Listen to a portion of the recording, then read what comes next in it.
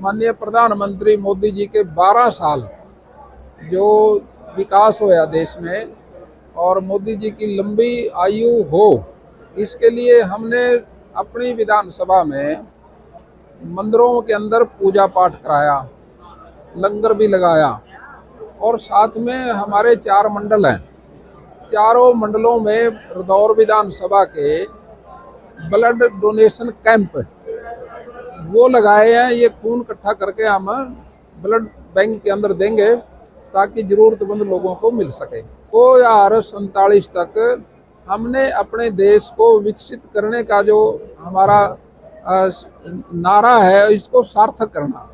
और एग्रीकल्चर के अंदर हम 20% जमीन को प्राकृतिक खेती में लेके आएंगे ताकि जमीन की सेहत बचे, खेत की सेहत बचे और अनाज हमारा बिना खाद बिना दवाइयों का ऑर्गेनिक अनाज पैदा हो। प्राकृतिक खेती से हम देसी गाय के गोबर से हम इसको प्राकृतिक खेती को आगे बढ़ाएंगे। देखिए, वो रैली रोकने का मकसद क्या था?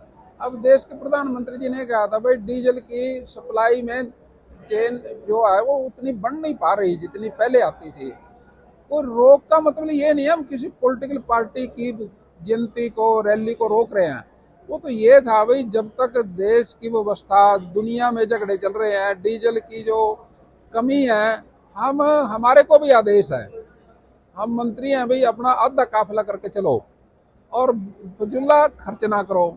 अब ऑनलाइन बैठ के करते हैं, पहले जाके करते थे, अब ऑनलाइन करते हैं। जनता रैली किसी का मकसद हमारा किसी को डेमोक्रेसी सिस्टम को नुकसान पहुंचाने का नहीं है, सिर्फ डीजल से पेट्रोल से संबंध था। और वो मैं समझता हूँ भी ऐसे काल में विपक्ष ने भी बात को तो मान लेना चाहिए। एक देश का एक दूसरे देश के साथ डिस्प्यूट तो चलता है, लेकिन जहां सारी दुनिया असर पड़ता हो उस बात को तो फिर निपटाना चाहिए, जल्दी निपटाना चाहिए। विश्वास और भरोसा कायम करके इस बात को खत्म करना चाहिए। और हम अगर ये खत्म होता है, जो जिस तरह से उन्होंने आपस की संधि करके साइन करे हैं, तो हम इसकी तारीफ करनी चाहिए।